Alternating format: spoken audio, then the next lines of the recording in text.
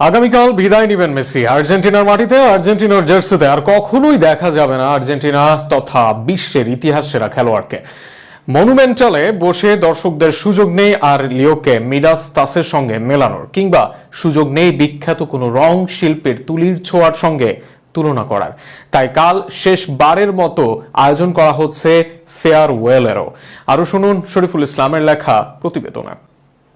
আগামীকাল ভোরের আলো ফুটতে আর্জেন্টিনার আকাশ বাতাস সাক্ষী হতে যাচ্ছে এক অনন্য ইতিহাসের। বিশ্বকাপ বাছাই পর্বে ভেনেজুয়েলার বিপক্ষে নামবে আলবিসেলেস্তেরা। কিন্তু এই লড়াইয়ের আসল মাহাত্ম্য ফুটবলের সীমানা ছাড়িয়ে বহুদূর, কারণ এটি লিওনেল মেসির ঘরের মাঠে শেষ ম্যাচ। 2026 বিশ্বকাপের পর বিদায়ের ঘোষণা দেওয়া মানুষটির জন্য এটাই দেশের মাটিতে শেষ আবির্ভাব। এই মুহূর্ত যেন কোটি সমর্থকদের হৃদয়ে একসঙ্গে জাগিয়ে তুলছে গর্ব আর বেদনার ঢেউ। মেসি শুধু একজন খেলোয়াড় নন, তিনি আর্জেন্টিনার স্বপ্ন, ভালোবাসা আর অহংকারের প্রতীক। 2021 সালে মারাকানার মাটিতে দীর্ঘ 28 বছরের আক্ষেপ মুছে দিয়ে আর্জেন্টিনাকে এনে দেন কোপা আমেরিকার শিরোপা।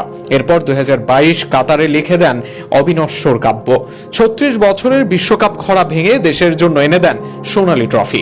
সেই মুহূর্তে কোটি মানুষের কান্না, উল্লাস আর হাসি মিলেমিশে গড়ে তোলে এক অমর স্মৃতি। 2024 সালে আরো এক কোপা জয় করেন এই আর্জেন্টিনার ইতিহাসের সবচেয়ে বেশি গোলের মালিক। তার প্রতিটি গোল, প্রতিটি পাস, প্রতিটি ড্রিবল ছিল কবিতার মতো, সুরের মতো, শিল্পের মতো।